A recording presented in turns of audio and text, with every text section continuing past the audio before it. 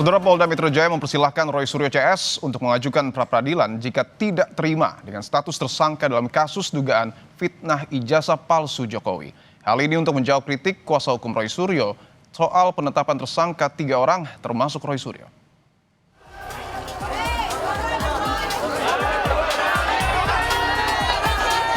Apabila para tersangka atau kuasa hukum keberatan, maka dipersilahkan untuk melakukan pengujian melalui mekanisme pra-peradilan.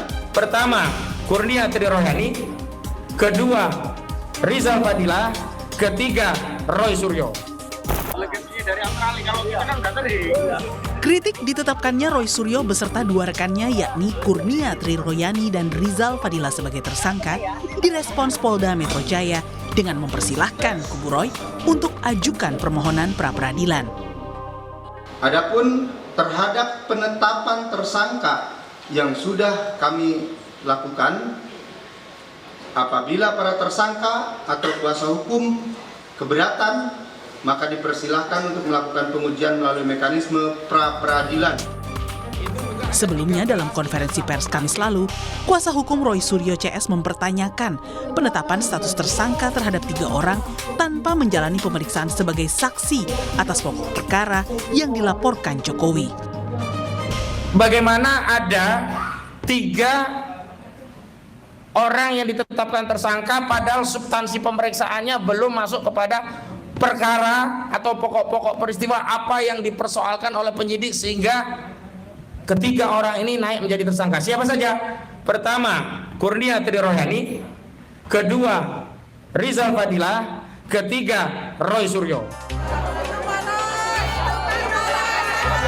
Direskrimum Polda Metro Jaya sebelumnya sudah menggelar perkara khusus dugaan fitnah ijazah palsu Jokowi dengan memperlihatkan ijazah asli Jokowi kepada para pemohon, yakni Roy CS. Usai diperlihatkan, Roy berkesimpulan ijazah tersebut palsu karena pas foto di ijazah tersebut seperti cetakan baru. Ini ijazah dari lulusan UGM Fakultas Kehutanan tahun 85. Ya, bulan Mei ini ya. Jadi artinya hasil fotonya tuh sudah mulai memudar. Nah, coba kita bandingkan dengan yang kemarin bahkan yang kemarin itu lebih jelas lagi dari ini. Kita bisa tahulah kualitas cetakan, apakah itu chemis, kualitas kimia, atau itu adalah printing baru. Buktinya kalau itu bukan cetakan lama seperti yang Anda sampaikan apa? Terlalu kontras. Menanggapi klaim Roy Suryo yang meragukan keaslian ijazah Jokowi, Direskrimum Polda Metro Jaya tegaskan, dokumen utama dan dokumen pembanding pengujiannya dapat dipertanggungjawabkan secara akademik maupun saintifik. Dalam hal pengajuan atas dokumen barang bukti dan alat bukti, penyidik mengutamakan profesionalitas yang dapat dipertanggungjawabkan secara akademik maupun saintifik. Adanya dokumen yang dilakukan uji laboratoris adalah dokumen utama dengan dokumen pembanding yang diterbitkan di tahun yang sama dan lembaga yang menerbitkan sama.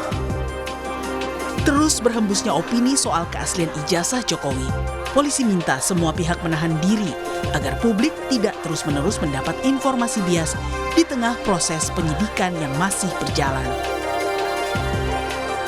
Tim Liputan Kompas TV.